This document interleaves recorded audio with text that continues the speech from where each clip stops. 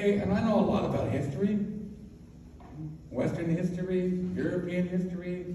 The one thing in art school, we had to study art history from the first cave drawing ever discovered. That was evidence of the first culture. We studied all of them, all through the years. Architecture, art. Every great culture has been defined by their art. And their concern and care for the women. Every culture. Every culture. So I look today, there's a massive problem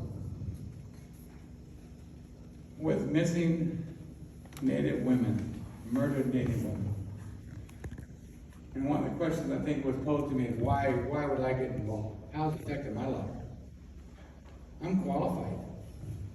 I'm very qualified for this statement today. If I have to give the qualifications, my grandmother was murdered. There was never prosecution of her murderer. My mother was abducted at 4 years old. And she was abducted at 4 years old by the United States government. And she was taken a long way from home. And the stories that she told little by little over my young years, as well the witnessing the murder and death of her friends. Murder and death are a part of the Native culture.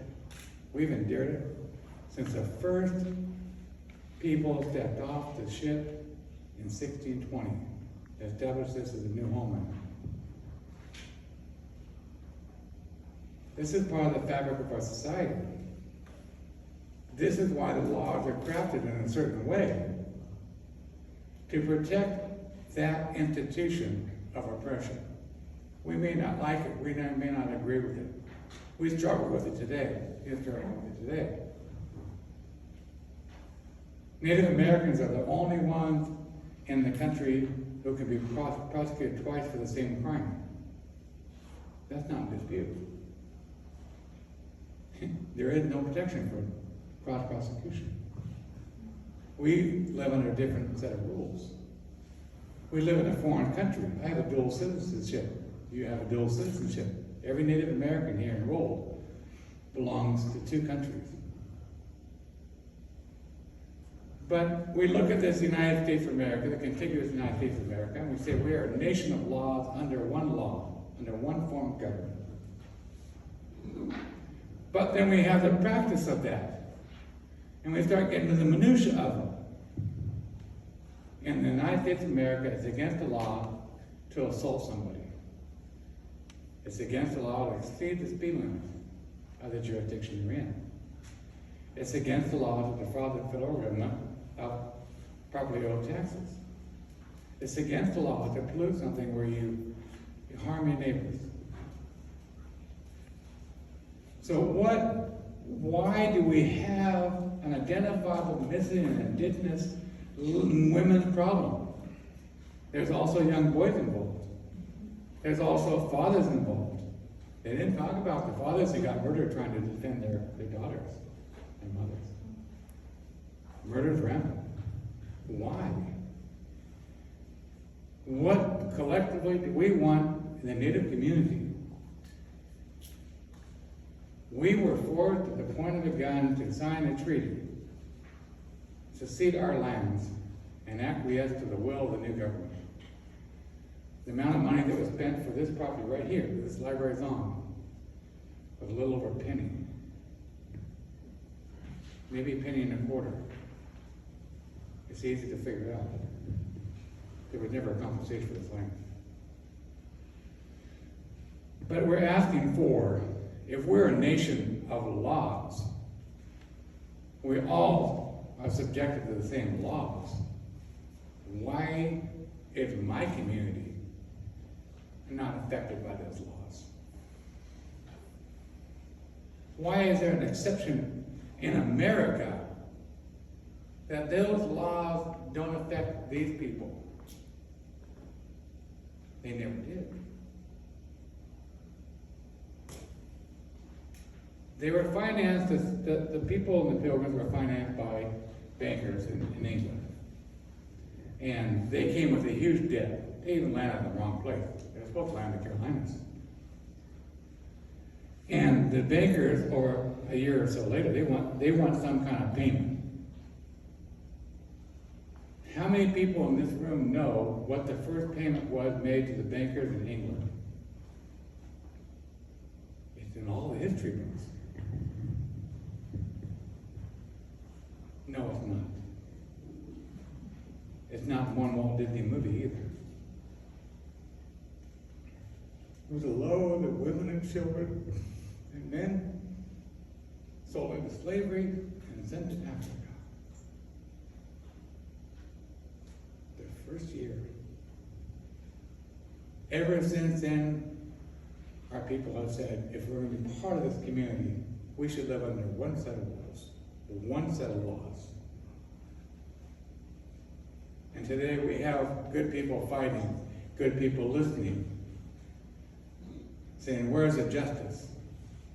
The question is, why are there multiple sets of laws for one race of people, the Native Americans?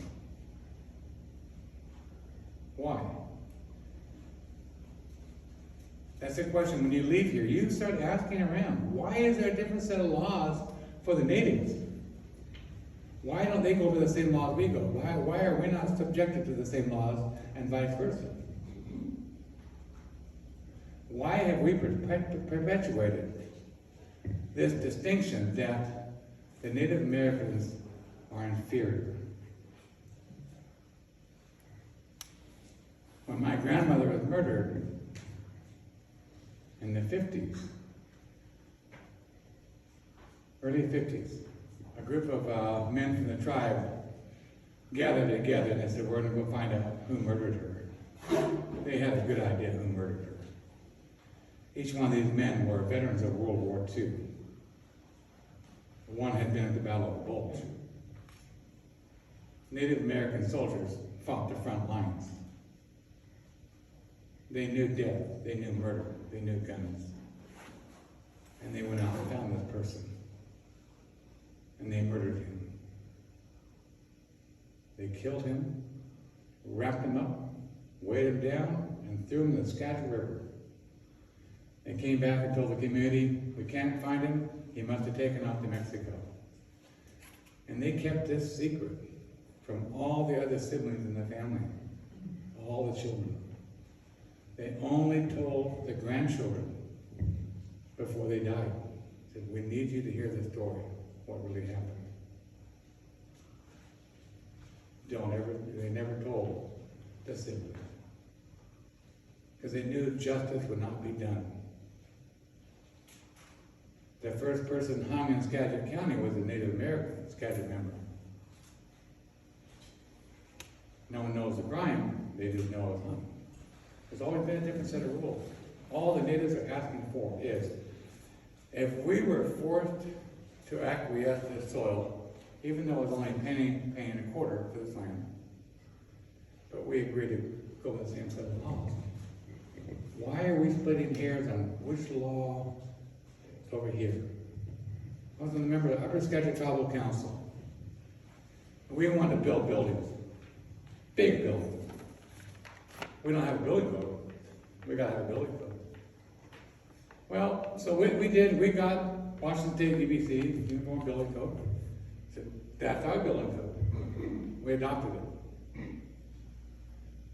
I didn't change one thing in there. That book is that thick, and it's small print. But when it comes to laws, this law, that law falls under a different category. Really? So if I'm in Marysville, this law is okay. If I'm over here in Everett, it's a different application. And if I'm in Seattle, outside the Native community, they say, no, it's the same law out here. When you want to res, we gotta start looking at things differently. Your job as speakers now, you're all assumed responsibility today by witnessing this, is to go out and ask, why are there multiple sets of laws outside the general community of the United States of America, why are there multiple sets of laws? Who has the right to say there's even a division of laws? I pay taxes in Washington, I pay taxes in Oklahoma, New Mexico, Providence, Rhode Island, Fayetteville, Arkansas. Pay taxes. I've got a ticket in 3 states. Same speed limit at home, 62 miles an hour and 55. That's back in the day. We all know the laws. Why are our laws so different? You know, on my reservation, in my family holdings, I cannot buy or sell my own property. Imagine you got an inheritance, and that inheritance is worth $1 million. And you say, well, I want to sell that land because, I want to do something with the money, I want to help my kids, I want to do something, whatever it is. But you don't have the legal right to sell it. Because there's a different set of laws on the reservation when it comes to property ownership. The BIA oversees that. You have to ask the BIA permission to sell your land. And they may take 1 or 2 years to make a decision. If you want to harvest timber off of it, you have to submit this to the BIA for consideration. Once again, why are all the laws so drastically different? And is it time to take a look at that? And I believe it is. Because the consequences now, the people who practice very dark things have found the weakness. The drug cartels are really efficient at getting on the reservation. How they do it, you want to know. How's a gang member from LA end up in Seattle, Marysville, Mount Vernon, Cedar Woolley, McConnell? They find a girlfriend. They are trained in how to do this. They find a girlfriend. A girlfriend who has a place to live. And they go there. And they become part of that little community. And they work their way in there. And then once they increase their circle, then they have a new market. Methamphetamines. Who knows about methamphetamines here? Nobody does. Maybe you. Maybe 1 or 2. Maybe a health official knows. How long does it take to get addicted to methamphetamine? And do you have to do it knowingly? I could have each one of you addicted by methamphetamine by Monday evening. And you'd never know. And it's been done. 2 consecutive days. It's a miracle drug in the reverse. I spent years at Children's Hospital with my son. I watched the kids in the mental health ward, and they struggle to try to find medications that help them adjust and deal with life. I'm reading about meth. In 48 hours, it rewires the brain in a very negative way. But there's no drug they've designed to rewire the brain in 48 hours to the positive. It's a miracle drug. It works really fast and very efficient. Volunteers. Women volunteering, young men volunteering to become drug addicts. No one volunteers for that stuff.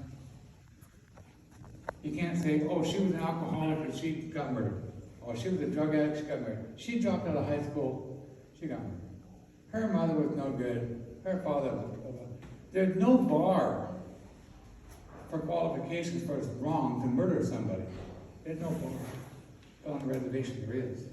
Why? Why in Indian country is the bar so high and the laws are so unreachable? So we say to each other when we leave here, you're running for representatives, councilman, school board, learning lessons, history lessons. A couple of you running for the governor, legislators, people of influence who are looking for input. Why do we have multiple sets of laws for the same country? It's not right. The consequences now to where we cannot bear it anymore. Because pretty soon you're gonna know these young ladies who are murdered. The fathers who are murdered defending their young ladies. It's gonna come into your family. Oh, I knew so-and-so. She's dead. I knew so-and-so defending his daughter. He's dead. It's gonna start affecting you because there's no end to this. The angle goes up, doesn't it? The graph goes up. Before I came here, I had Tony and I, my cousin Tony, we went over to have breakfast, and the first place was closed, the second place was full of people, but a little Thai restaurant across the way. Oh, having Thai food for breakfast. I walk in there like this. You know they didn't look at me twice? The only thing they wanted to know is what I want for dinner. Thank you for coming. Where are you from? From Bacana. Oh, Boone. See, that's the place there. Yeah. They come from a very tribal background. I came in my regalia. They understand that. Okay, there's someone to visit. I walk down the street like this, and it's really difficult. Look at that guy. He's different. Look at that native girl. She's different. Look at that native guy. He's different. Let's treat them differently. It all goes back to the same thing. They must need a different set of laws. There is a big picture to this. You all watch this movie. A lot of you now will have days when you reflect back on this and you become overwhelmed with tears and crying. It's called post-traumatic stress syndrome. Now you're all, yes, sir. I think we have some questions submitted, so. I'd love to hear them. I'll sit down. Thank you.